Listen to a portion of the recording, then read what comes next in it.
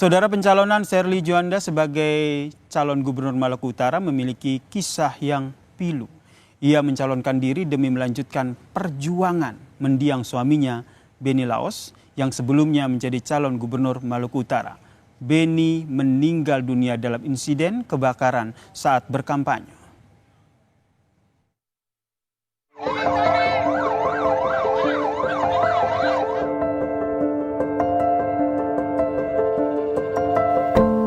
Duka menimpa Sherly Juanda. Sang suami yang juga calon gubernur Maluku Utara, Benny Laos, meninggal 12 Oktober 2024. Kapal cepat yang ditumpanginya saat akan berkampanye di Desa Kawalo meledak di Pulau Talibu. Benny Laos dan 5 orang di rombongannya meninggal dunia. Sang istri, Sherly Juanda, yang turut berada di kapal, selamat meski terluka dan mendapat perawatan. Pasca kejadian, Puslapfor Mabes Polri bersama tim bidang Lapfor Polda Sulawesi Utara memeriksa belasan saksi dan melakukan olah tempat kejadian perkara. Di tengah suasana duka pasca kepergian Benny Laos, Sherly Juanda sebagai istri dihadapkan pada keputusan penting. Dirinya ditunjuk menggantikan Benny Laos sebagai calon gubernur Maluku Utara.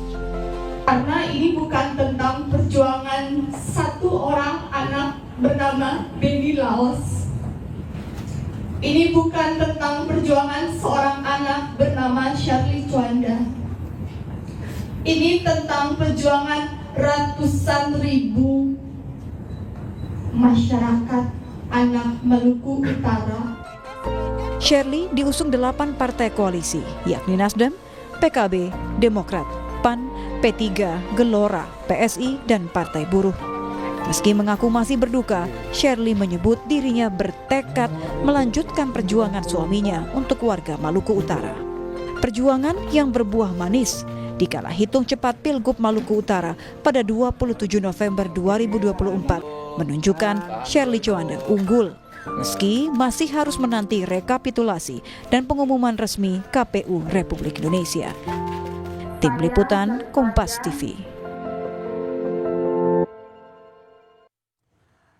Kita perbincangkan terkait dengan hasil hitung cepat pasangan Sherly Juanda dan juga Sarbin Sehe yang unggul di quick count ataupun hasil hitung cepat di Pilgub Maluku Utara 2024. Ini kita perbincangkan bersama dengan Mas Burhanuddin Muhtadi, Direktur Eksekutif Indikator Politik Indonesia yang telah bergabung bersama kami di Kompas Malam. Selamat malam Mas Burhan. Mas Burhan, ini posisi unggul Sherly kalau kita lihat dari hasil hitung cepat. Menurut Anda ini pengaruhnya ini berdasarkan sosok dari sang suami atau seperti apa? Ya, pertama memang tidak bisa dipisahkan dari figur suami.